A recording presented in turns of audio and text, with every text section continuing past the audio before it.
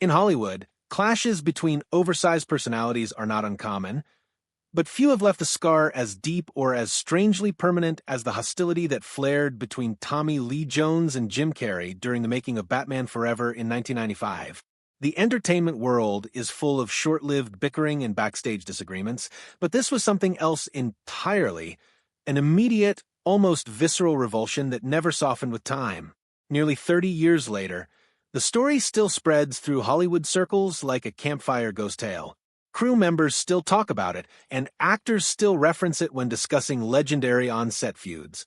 One anonymous crew member, who has worked around Hollywood long enough to see more than a few egos collide, once summed it up bluntly. "I've witnessed tough sets before, but I've never seen someone recoil from another person the way Tommy recoiled from Jim. It wasn't irritation, it was like Jim's presence offended him on a genetic level. What made it more shocking was how one-sided it was. Carrey arrived on set with admiration for Jones and enthusiasm about working alongside an Oscar winner. But instead of camaraderie, he hit an emotional brick wall, made of ice. That wall eventually led to one of the most famous confrontations in Hollywood history, a scene that has been recounted so many times it's practically folklore. It happened not on set, but in a restaurant where Jones reportedly stared Carrey in the eye and declared, with chilling sincerity, "I hate you. I really don't like you. I cannot sanction your buffoonery." That moment became the defining symbol of their relationship, a burst of startling honesty in an industry coated in fake kindness. But it also left people wondering, what drove Jones, a respected and seasoned performer, to such disdain? What did Carrey inadvertently represent that provoked such a severe response? To understand the conflict, one has to look deeper than personality. This was a collision between two acting worlds, two philosophies, two generations, two approaches to stardom. Their dynamic reflected a larger divide within Hollywood itself, the uneasy tug-of-war between serious performance and commercial spectacle. Tommy Lee Jones, fresh off his Academy Award win for The Fugitive, embodied the traditional disciplined actor who built his career brick by brick. Jim Carrey, meanwhile, had just burst into superstardom after a year of mega-hit comedies, Ace Ventura, The Mask, and Dumb and Dumber. Carrey represented a new wave in entertainment, loud, physical, chaotic comedic energy that threw out the old rulebook. When the studio paired them as villains, Jones as Two-Face and Carrey as the Riddler, it seemed brilliant on paper. But once cameras rolled, the gulf between their styles widened into an unmanageable canyon. Jones crafted every gesture with careful intention. Carrey turned every scene into a playground of improvisation. A production assistant described it as trying to combine opera with a circus. They weren't working from different notes, they were working from different musical genres. The difference in status also played a role. Jones was the seasoned craftsman, the respected veteran. Carrey, though newer, was suddenly out-earning him with record-breaking salaries. For a traditionalist like Jones, watching an unpredictable comedic whirlwind become the industry's biggest draw overnight may have been frustrating at best, and humiliating at worst. Director Joel Schumacher tried repeatedly to bridge the gap, attempting pep talks, shared notes, and gentle encouragement.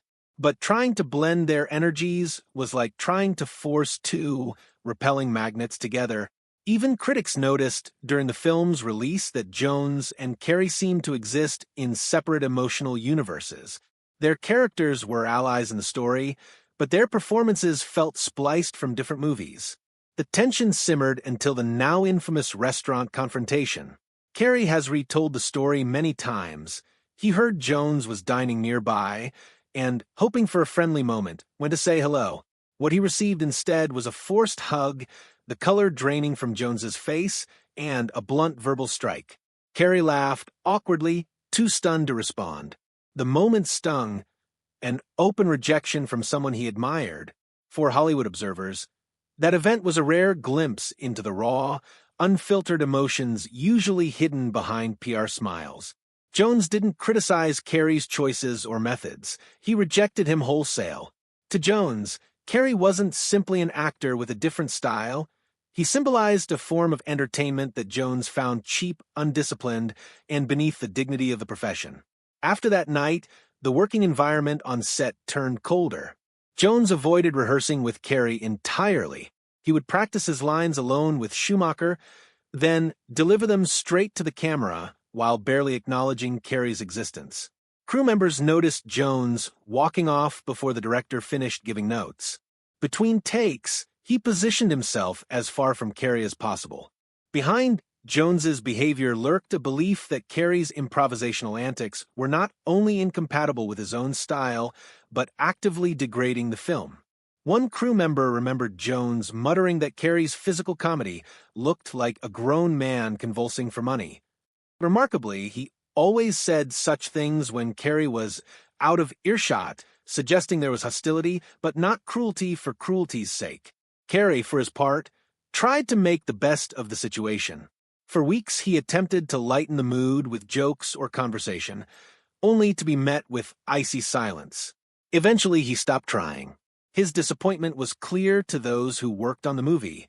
Instead of bonding with a respected colleague, he found himself shut out completely.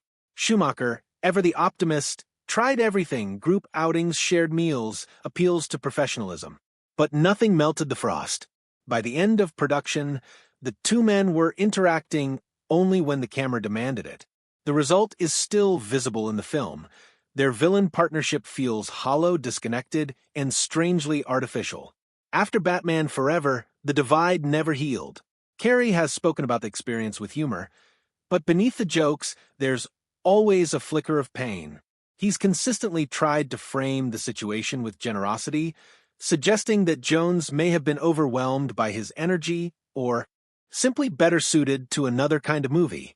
He's even made private attempts to reach out through mutual acquaintances, attempts that reportedly received no reply. Jones, however, has maintained an iron wall of silence. Not once has he publicly addressed the feud.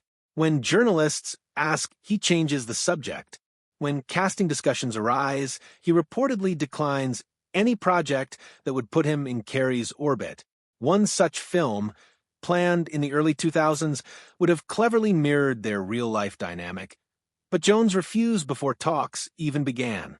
Hollywood is a small community, and in most cases, actors eventually work through disagreements, especially if a good role or a big paycheck is on the line. But the Jones-Carrey divide remained frozen, untouched, and absolute. Several producers have privately said that casting directors quietly avoid pairing them, knowing the attempt would be futile. This silence has carried its own consequences. Jones's reputation for intensity and occasional difficulty was only reinforced by the story. Carrey, meanwhile, absorbed the incident into the philosophical lens through which he now views fame, noting that even at his peak, he wasn't immune to rejection from someone he admired. In the age of social media, feuds often evolve into publicity opportunities, reconciliations, or carefully managed reunions. Yet, this one never did. No joint photos, no nostalgic interviews, no staged "we're older now" moment. Just a ghost of a conflict that refuses to die, replayed each time Carrey retells the restaurant story with a tight smile and wounded eyes. Jones never corrected the public narrative. In doing so, he allowed the silence to speak for him. And that silence, after nearly 30 years, has become part of the legend. A permanent refusal, an unchanging verdict. Both men have aged. Carrey has stepped back from acting, speaking of retirement with increasing seriousness. Jones continues to work selectively, seemingly uninterested in revisiting the past. The possibility of reconciliation has shrunk to almost nothing. Their story endures because it feels real in a way Hollywood often isn't. It wasn't manufactured. It wasn't softened. It wasn't monetized. It was simply one man's intense dislike for another, a reaction so honest that it remains unforgettable.